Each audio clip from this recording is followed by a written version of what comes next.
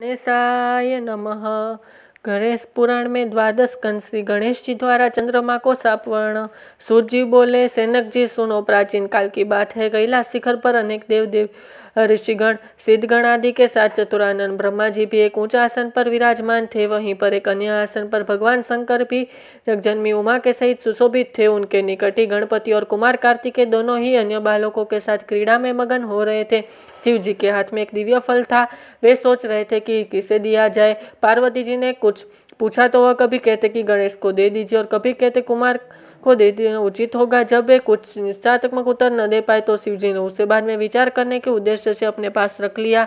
अब दोनों बालक गणेश और कुमार उस फल की मांगना करने लगे। जब उन्हें अधिक आग्रह बढ़ा तब शिव जी ने ब्रह्मा जी से पूछा, ब्रह्मन यह ऊपर फल देव ऋषि नारद जी दे गए थे, इस यह दोनों बालक मांग रहे हैं, फल एक ही है और आधा फल कोई लेना नहीं चाहता। ऐसी स्थिति में आप ही निर्णय कीजिए कि हमें ये किससे देना चाहिए। चतुरानन विचार कर बोले, यदि फल एक ही है तो नियम अनुसार कुमार को देना जाना चाहिए, क्योंकि किसी भी वस्तु पर बड़े बालक का अधिकार पहले पहुंचता है।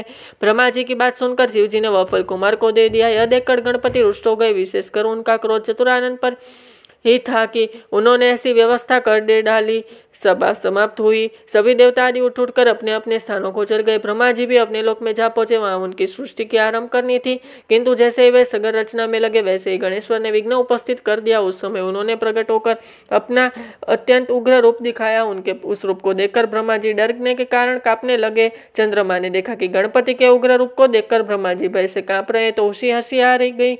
उसके साथ ही चंद्रमा के जो गण उस दृश्य को देख रहे थे वे भी हंस पड़े। यह देखकर भगवान गजानन को क्रोध आ गया और वे चंद्रमा को शाप देते हुए बोले, मयंक, तूने इस समय मेरी हंसी उड़ाकर जो अभद्रता की है उसका फल तुझे मिलना ही चाहिए। जा, तू किसी भी को देखने के योग्य नहीं रहेगा और यदि कोई भूल से भी तुम्हें देखेगा तो अवश्य ही पाप का भागी होगा। इतना कहकर गजमुख अंतर ध्यान हो गए। उनका सब प्राप्त हुआ। चंद्रमा श्री हत मलिन एवं दिन हो गए। उनके तेज में अत्यंत न्यूनता आ गई। इसने वह बहुत व्याकुल हुआ और खिन्नता पूर्वक पश्चाताप करने लगा। देखो माँ, मैं कैसे मूर्खता कर बैठा हूँ। जगदीश्वर के साथ वे प्रभु में अनंत गुणों से संपन्न संसार के कारण भी कारण वे महाप्रभु उनके रुष्ट होने से मैं अदर्शनीय एवं कलाहीन हो गया हूँ। अब इससे छुटा कर पाने के लिए क्या करूँ। जब चंद्रमा को समझ में कोई उपाय नहीं आया तो वे तुरंत ही देवराज इंद्र के पास गए, परंतु इंद्रादि देवता भी उसे नहीं देखना चाहते। उन सभी ने अपनी अपनी आंखें झुका ली। तब इंद्र ने भी उसकी ओर न देखते हुए पूछा, अरे चंद्रमा, तुम्हें यह दशा कैसे हुई? क्या गजकर्ण के साप का ही प्रभाव है? यह सब बात स्पष्ट कहो। चंद्रमा बोले, देवराज, आपने क्या छिपा है? अब कुछ जानते हैं भी अनजान बनकर क्यों पूछ रहे हैं? शस्त्रास्त्र, सब शीघ्र ही मेरे शाप मुक्त होने के यत्न करो, अन्यथा मस्त संसार ही मेरे शापित होने से अशुभ फल भोगेगा। इंद्र ने सातवां दी और बोले, चलो ब्रह्मा जी से इसका उपाय पूछे, क्योंकि उनके समान ज्ञानी और सर्वलोकों पर अन्य कोई भी नहीं है। सब देवता उसके बाद ब्रह्मलोक पहुंचे। आगे आगे चंद्रमा और पीछे पीछे इंद्र के नेतृत्व में सब देवगण। ब्रह्मा जी ने यह जाना कि चंद्रमा आ रहा है तो पाप लगने के भय से उन्होंने भी दृष्टि नीची कर ली। तो वे बोले, कहो सुंदासु, यहाँ किस अभिप्राय से आना हुआ? अरे तुम्हारे पीछे तो देवराज इंद्र और समस्त सुरगण ही चले आ रहे हैं। ब्रह्मा जी के प्रश्न का उत्तर सुरपति ने ही दिया। वे बोले, ब्राह्मण भगवान गणेश्वर आप पर कुपित हुए थे और साप दे बैठे चंद्रमा को, इसलिए अब आप ही इसे छुड़ाने का कुछ उपाय कीजिए। हम सभी देवता इसी प्रयोजन में उस आपकी सेवा में उपस्थित हुए हैं। चतुरानन ने कुछ विचार कर कहा, अरे गणेश्वर, प्रभु की शरण लेनी चाहिए। देवराज चंद्रमा के आगे रखकर उन्हीं की पूजा एवं स्तवन करेगा। चंद्रमा के ऊपर गणेश्वर की कृपा। ब्रह्मा जी की बात सुनकर भगवान गजानन के पूजन की तैयारी की गई। गणेश्वर की प्रतिमा बनाकर षोडोपचार पूजन एवं भावपूर्वक स्तुति कर निवेदन किया गया, प्रभु इस चंद्रमा पर कृपा कीजिए। उस समय अज्ञानवश हंस पड़ा था, किंतु अब इसे अपनी मूर्खता का ज्ञान हो गया है। नाथ, देवताओं की प्रार्थना पर भगवान गणेश्वर प्रकट हो गए। सभी ने उनका अद्भुत रूप देखकर उसे दंडवत प्रणाम किया। तब गणपति प्रसन्न होकर बोले, देवगण में संतुष्ट हो, अंततः जो चाहे वह अभीश्वर मांग लो। चंद्रमा ने उसके चरणों में मस्तक रख दिया और अश्रु जल से परम के धोने लगे। गणेश्वर बोले, उठ उठ चंद्रमा, आप संताप न कर, मैं तुझ पर प्रसन्न हूँ। चंद्रमा ने कहा, प्रभु मुझे शाप मुक्त कीजिए, मेरी कांति नष्ट हो गई, उसे लौटा दीजिए, मैं दर्शनीय से दर्शनीय हो जाऊं, मेरा अपराध को क्षमा कर दीजिए। भक्तवत्सल गजकर्ण बोले, अच्छा बोलो, तुझे 1 वर्ष 6 मास अथवा 3 मास के लिए अदर्शनीय रहने दिया जाए अथवा कुछ और चाहता है? शीघ्र ही स्पष्ट बता। चंद्रमा ने कहा, प्रभु मुझे बहुत दंड मिल गया है, अब तो क्षमा कर दीजिए। यह कहकर उसने पुनः दंडवत प्रणाम किया।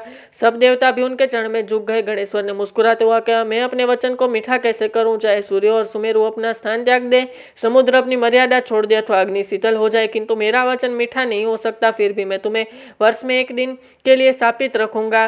भाद्र शुक्ल चतुर्थाम योग ज्ञानयुत वा अभिशापो भवेश दर्शना वसंत दुख। चाहे जाने या अनजाने में भी जो कोई भाद्र शुक्ल चतुर्थी को चंद्रमा को देखेगा वही अभिशप्त होकर वह अधिक दुख का भागी होगा, इसमें कोई संदेह नहीं है। भगवान हिरम के इन कृपापूर्ण वचनों से सुनकर चंद्र बहुत प्रसन्न हुआ तथा समस्त देवगण भी उनकी जय जयकार करने लगे। चंद्रमा ने पुनः निवेदन किया, प्रभु भविष्य में मुझसे इस प्रकार की मूर्खता न और मेरा चित्त आपके चरण कमल के स्मरण में लगा रहे, ऐसा वर मुझे प्रदान कीजिए। गणेश्वर ने प्रसन्न होकर कहा, ऐसा ही होगा, परंतु मेरा एकाक्षरी मंत्र गम का जाप करते रहना। यह कहकर भगवान अंतर ध्यान हो गए और तब समस्त देवता स्वर्ग लोक को गए तथा चंद्रमा भी अपने लोक में जा पहुंचे। चंद्रमा ने 12 वर्ष तक तपस्या की और गणेश्वर के एकाक्षरी मंत्रगम का निरंतर जप किया। पवित्र जाह्नवी के तट पर भक्तिपूर्वक एकाग्र मन से उनका यह तप चलता रहा। तभी सहसा एक दिन वे प्रभु चंद्रमा के समक्ष प्रकट हो गया। इस समय उनकी रूप जटा देखकर निशापति अवाक रह गए।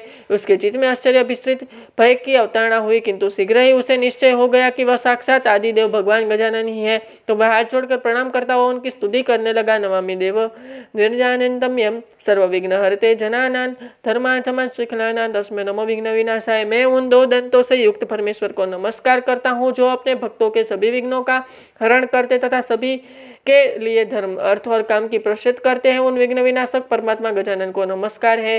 हे प्रभु, मैंने अज्ञानवश जो अपराध किया था उससे क्षमा करके मुझे मेरे पूर्व रूप प्रदान कीजिए। है नाथ, आप ही मुझे मेरा यह रूप प्राप्त करा सकते हैं। दयानिधि, आप सभी देवताओं के अधीश्वर नित्य बोध स्वरूप एवं सत्य है। समस्त वेद आपकी ही स्वरूप है तथा आपके द्वारा ही उनकी प्रतिपादन हुई है। देव जगत आपका ही स्वरूप है, आप ही साक्षात पर ब्रह्म है। एक रूपानिधि, विश्व की उत्पत्ति पालन और प्रलय के भी आप ही एकमात्र कारण है। आपका तिरस्कार कोई नहीं कर सकता। भगवान गजानन ने चंद्रमा की ओर कृपावंत दृष्टि को देखा और मधुर मुस्कान से विरक्त हुए बोले, सुधांशु, तो मैं पहले ही कह चुका हूँ कि तुम प्रत्येक वर्ष केवल एक ही दिन के लिए अदर्शनीय रहोगे। उस दिन तुम्हें जो कोई भी जाने अनजाने देख लेगा तब वह अभिशाप का भागी होगा। इस प्रकार तुम्हारी निस्तेजस्विता को ऐसे ही लोग बांट लेंगे। कृष्ण पक्ष की चतुर्थी में जो व्रत किया जाए उसमें तुम्हारी उदय होने पर व्रत करने वाले वे लोग यदि मेरी और तुम्हारी यत्नपूर्वक पूजा करेंगे तो भी उसे व्रत का फल लाभ होगा। उस दिन तुम्हारा दर्शन अवश्य करना चाहिए, अन्यथा व्रत का फल नहीं होगा। चंद्रदेव, तो अब भविष्य में अपने एक अंश से मेरे मस्तक में विद्यमान हो जाओगे, इससे मुझे तो प्रसन्नता होगी ही, तुम्हारी भी शोभा होगी। प्रत्येक मास की शुक्ल पक्ष की द्वितीय में तुम्हारा दर्शन का बड़ा महत्व रहेगा तथा उस दिन अधिकांश स्त्री पुरुष तुम्हारे दर्शन का पुण्य लाभ करते हुए तुम्हें नमस्कार किया करेंगे। मैं वर देता हूँ कि अब तुम्हें पूर्ववत तेजस्वी, सुंदर एवं वंदनीय हो जाओ। सैनिक इस प्रकार वर देकर भगवान गजानन अंतर्धित हो गए तथा चंद्रमा अपना पूर्व तेज प्राप्त करके प्रसन्न हो गए। इस प्रकार भगवान गजगण का यह अत्यंत महिमयुक्त उपायन मैंने तुम्हें सुना दिया। बोलो अब क्या सुनना चाहते हो। जय श्री गणेश।